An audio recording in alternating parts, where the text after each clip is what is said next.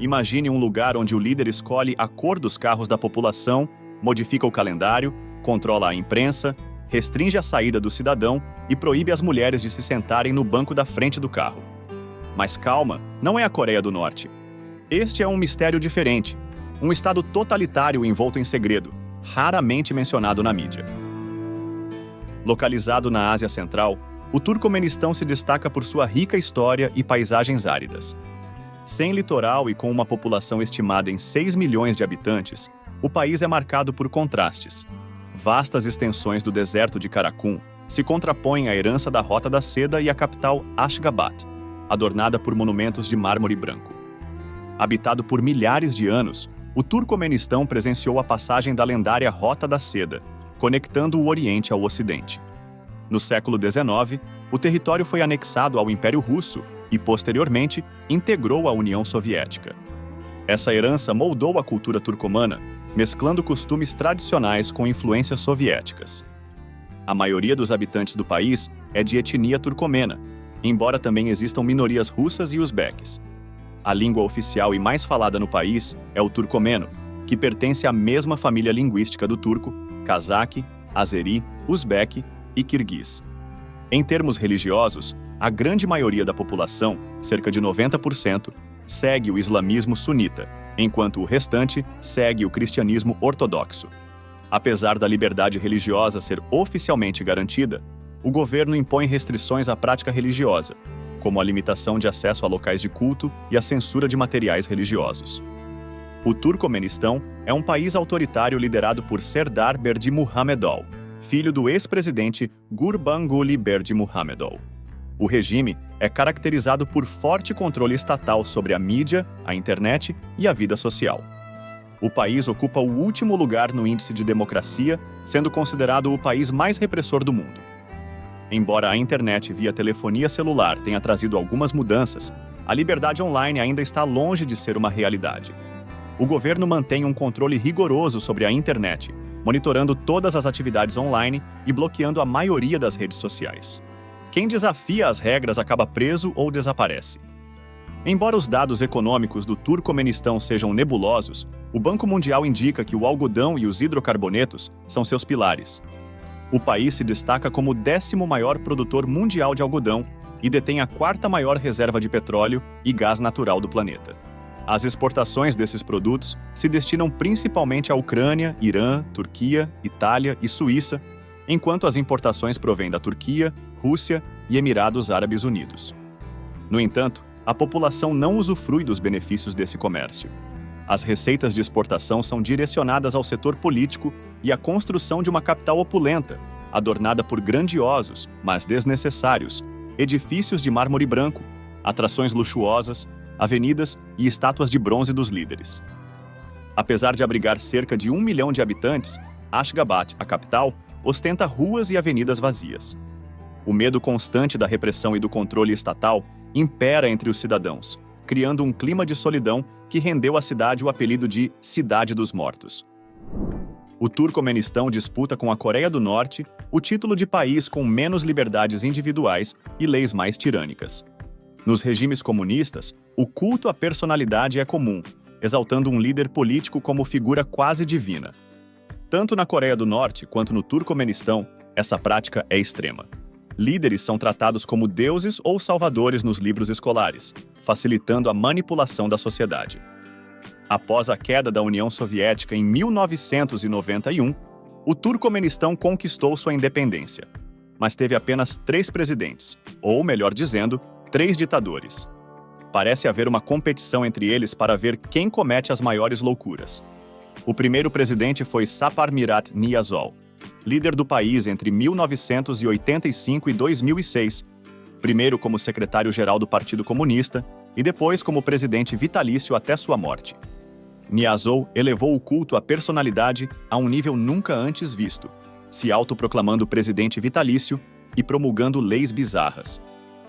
O segundo presidente, Gurbanguly Berdimuhamedov, assumiu em 2006 e manteve o culto à personalidade, embora em menor grau. Ele removeu algumas das leis mais bizarras de Niyazov, mas continuou a reprimir a dissidência e controlar a mídia. Em 2022, Serdar Berdimuhamedov, filho de Gurbanguly, assumiu a presidência. Saparmurat Niyazov, ex-presidente do Turcomenistão, elevou o culto à sua figura a níveis extremos. Um exemplo marcante foi a publicação do livro Ruhnama, de leitura obrigatória em escolas, universidades e para a obtenção de carteira de motorista e emprego público.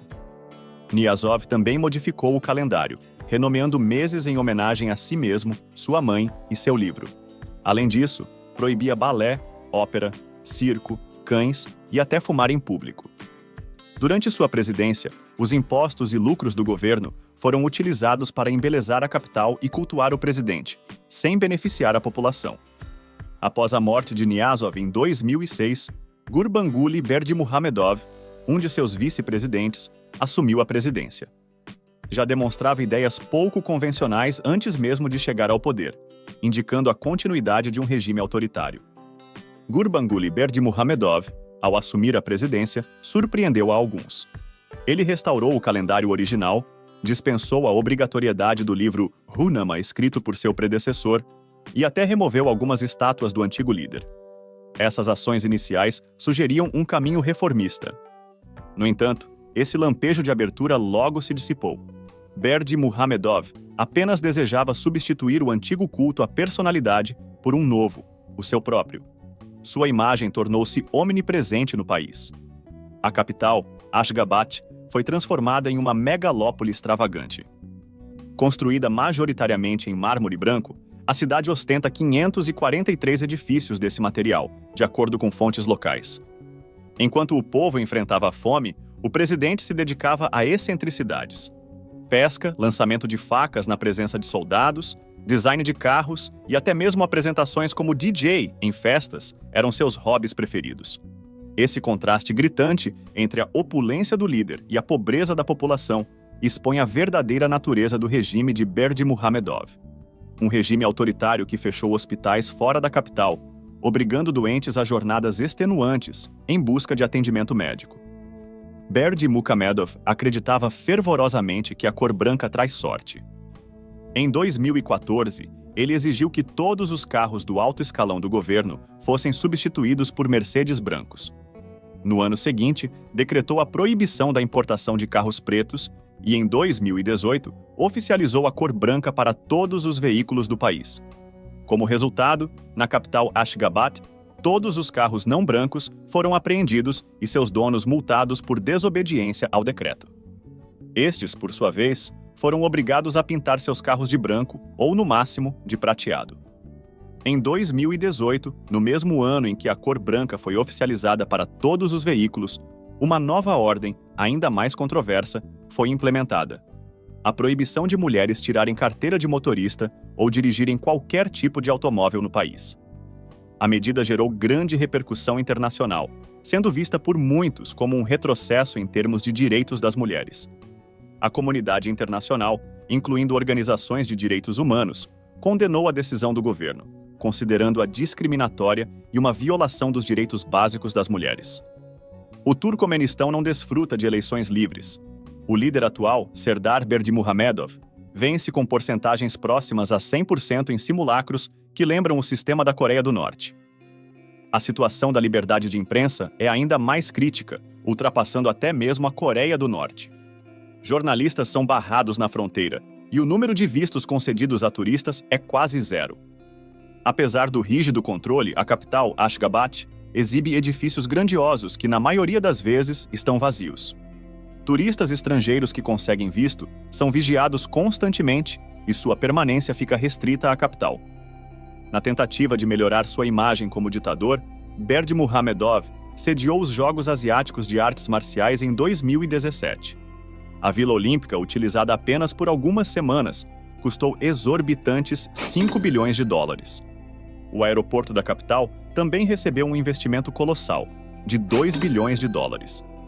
Estes gastos extravagantes contrastam com a falta de transparência do governo e os problemas sérios de liberdade e democracia enfrentados pela população. Situado na Ásia Central, o país detém 10% das reservas mundiais de gás natural, tornando-se a quarta maior potência nesse quesito.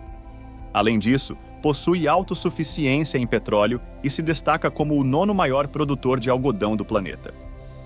Apesar de tanta riqueza, o Turcomenistão enfrenta um desafio crucial: sua localização geográfica.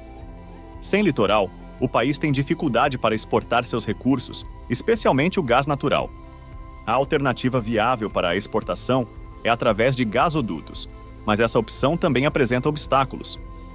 Um dos principais desafios é a dependência de rotas que passam por outros países. Atualmente, 80% das exportações de gás do Turcomenistão chegam à China através de um gasoduto que atravessa Uzbequistão e Cazaquistão. Outro gasoduto liga o Turcomenistão ao Irã. Para diversificar seus parceiros comerciais e reduzir a dependência da China, o Turcomenistão planeja a construção de um novo gasoduto que passaria pelo Afeganistão e Paquistão, chegando até a Índia. Infelizmente, a instabilidade política da região dificulta a concretização desse projeto. Em março de 2022, ocorreu a transição presidencial no Turcomenistão. Gurbanguly Berdimuhamedov renunciou ao cargo, sendo sucedido por seu filho Serdar Berdimuhamedov. Esta é a terceira troca de poder desde a independência do país, em 1991. Apesar de já estar há 2 anos no mandato, o novo presidente implementou poucas políticas.